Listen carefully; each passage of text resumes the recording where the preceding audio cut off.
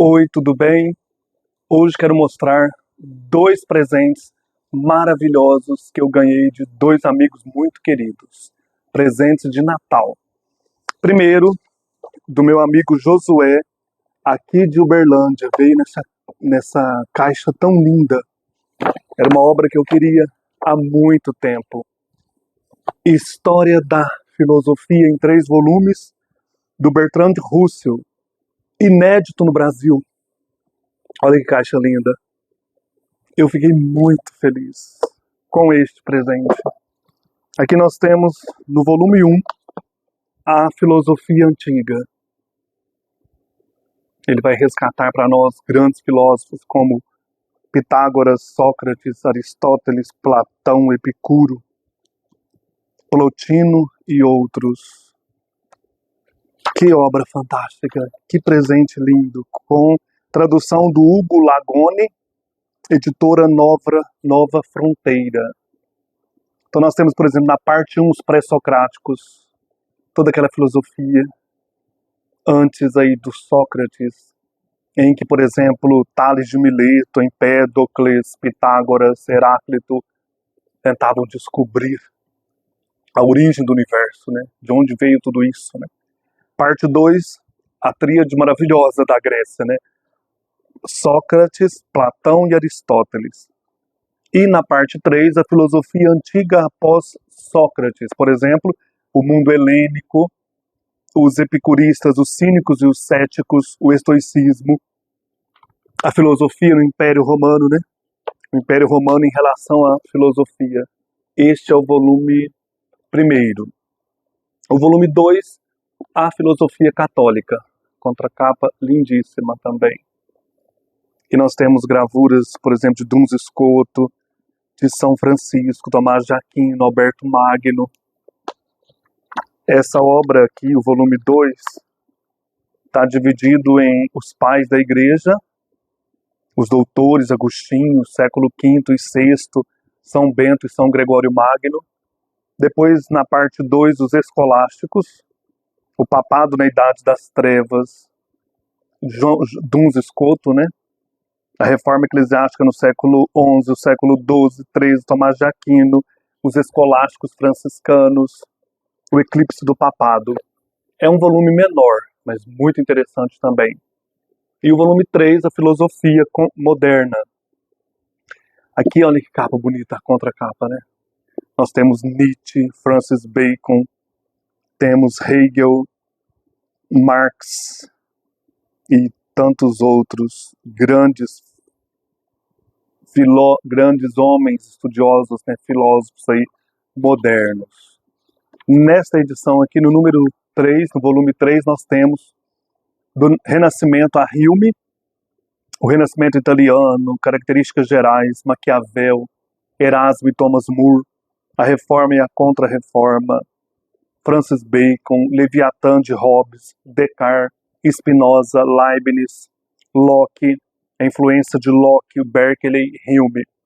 De Rousseau até o presente, o movimento romântico, Rousseau, Kant, as correntes de pensamento do século XIX, Hegel, Byron, olha que legal, entra aqui, Schopenhauer, Nietzsche, os utilitaristas Karl Marx, Bergson, William James, John Dewey e a filosofia da análise lógica. Esse é o volume 3, que o Bertrand Russell, né, compõe essa obra muito especial da filosofia, que não pode faltar na biblioteca de quem ama a filosofia, né? Grande presente, obrigado, querido Josué. E o outro presente é de uma amiga muito querida, muito especial, Maria Bachanini, lá de Franca. Nós somos amigos desde 1998, quando fizemos filosofia, inclusive. Lá na Capelinha, o Instituto Agostiniano de Filosofia dos Freis Agostinianos. Nós tivemos grandes aulas com o professor Frei Agostinho. Gente, ele era um gênio, assim, ele falava sobre o Império Romano, ele dava latim para nós. Depois tivemos também o professor Frei Sérgio Pérez, que dava augustinologia, que era uma delícia as aulas de augustinologia.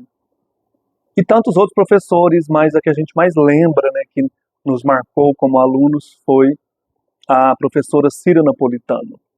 E ela passou para nós a história da filosofia.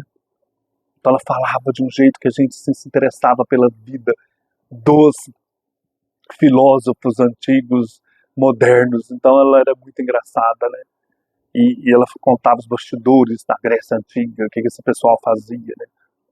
Sabe, as estripulias dos filósofos, ela tornava os filósofos bem humanos. Eu lembro também do iluminismo, então ela incentivava a ler, por exemplo, quando falava do iluminismo, né, as relações perigosas do Chordelot de Lacroix. Então foi lá nesse contexto que eu fiz amizade com a Maria Bastianini, e essa amizade vai perdurar para sempre. E ela agora, no final do ano, estava viajando com as suas irmãs para Tiradentes, Minas Gerais, e encontrou isso aqui. Eu recebi hoje de surpresa. Que presente maravilhoso, lindo demais. O Grande Sertão Veredas, que ela sabe que eu sou apaixonado pelo Guimarães Rosa, em quadrinhos, em HQ, né? Ela sabe que a irmã dela também é apaixonada, a Regina Bastianini. A gente já falou muito sobre o Guimarães Rosa, a Edna Bastianini também. Então ela me deu esse presente aqui, de surpresa, chegou hoje. Quando eu vi a letra no envelope, eu falei da minha amiga Maria Bastianini. E ela mandou uma carta tão bonita, que ela não vai importar de eu ler aqui, olha. Querido amigo Frei Joaquim, quando passeávamos por Tiradentes, Regina, Carmélia e eu, passamos por um sebo e folheando livros diversos encontramos este, que sem dúvida nenhuma estava esperando por você. Estava mesmo. Um abraço, Maria de Fátima Bastianini, Franca, 17 de dezembro de 2024. Gente, vocês conhecem isso aqui? Os autores são... O roteiro é do Guazelli e a arte do Rodrigo Rosa, da Quadrinhos e Companhia, romance gráfico. Que coisa espetacular que é isso aqui. Eles conseguiram trazer a obra do Guimarães Rosa de uma maneira tão bonita, tão dramática. As cores terrosas, ocre, marrom, sabe, retratando a saga do Riobaldo, né? O Riobaldo contando aí as suas aventuras pelo sertão. Isso aqui é uma viagem deliciosa pelo livro do Guimarães Rosa, que é o livro da minha vida. E ela sabe disso, né? O livro que eu mais li.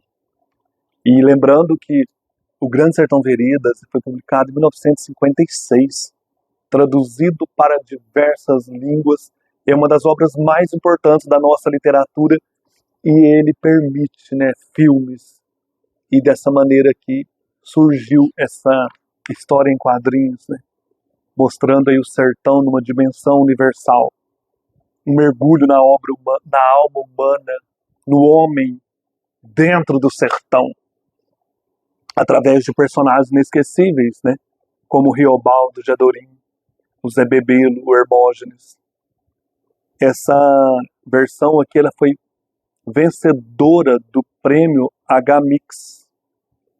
Os autores refazem os caminhos da obra clássica do Guimarães Rosa, aqui no caso o Rodrigo Rosa e o Guazelli, dando vida a um romance gráfico arrebatador.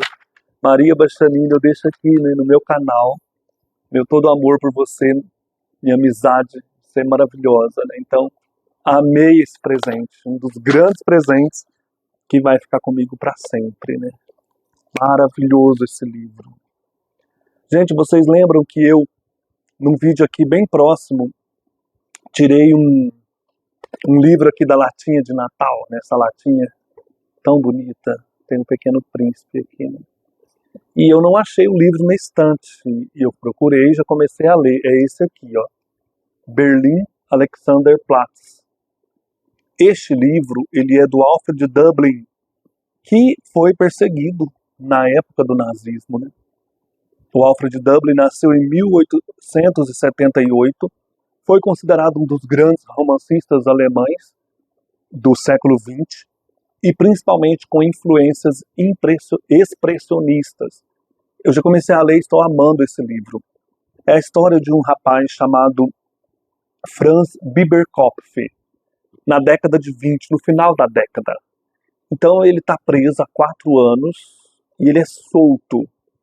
E nós vamos acompanhá-lo depois da libertação e as suas aventuras, desventuras pela Berlim. Alexanderplatz é uma das grandes ruas ou quarteirões aí de Berlim. O que eu estou achando interessante é o mundo proletário, o dia a dia dessas pessoas, do povo, dentro dessa Berlim movimentadíssima. Então você acompanha como se estivesse com uma câmera, flashes dessas vidas.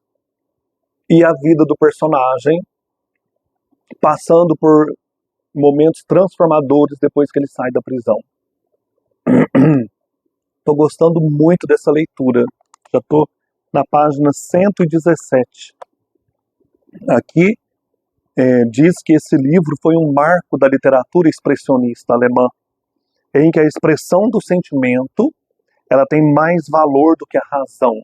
É como se você estivesse assistindo daqueles grandes filmes da Alemanha em preto e branco. É o sentimento da época, dessa nação derrotada e humilhada pós-Segunda Guerra, pós-Primeira Guerra e às vésperas da Segunda Guerra. Então aqui nós temos um desafortunado personagem que ele dá voz a essa Alemanha que foi destroçada na Primeira Guerra e agora está às vésperas da época aí do socialismo, do fascismo, né? Nazismo, dessa terrível situação política em Berlim ou na Alemanha. Então esse personagem perambulando por Berlim, ele é um retrato da própria Alemanha nesse período. Livraço, estava aqui na estante, né, esperando para ser lido, e é um livro que incomoda a gente, exige muito do leitor, mas recompensa bastante. Berlin Alexanderplatz é o título do livro, e o autor Alfred Dublin. O Alfred Dublin, ele fugiu, né, ele teve que sair aí de Berlim, logo depois que foi incendiado lá o parlamento alemão. Então ele perambulou pela França, pela Suíça, morou nos Estados Unidos. Depois ele volta para a Alemanha, né, depois em 46, se eu não estou enganado. Ele vai morrer, acho que em 56, Em 46 ele volta para a Alemanha e ele morre em 57. Então, assim, é uma vida muito movimentada, essa é a principal obra dele. Outros livros que eu estou lendo, que eu não falei aquele dia, que eu comecei a ler depois. Aqui a História do Brasil, primeiro volume, do Thales Guaraci, A Conquista do Brasil. Livro gostoso, gente, eu já entrei em contato com o autor, porque vai sair o volume 3. O volume 2, A Origem do Brasil, de 1600 a 1700, não sei.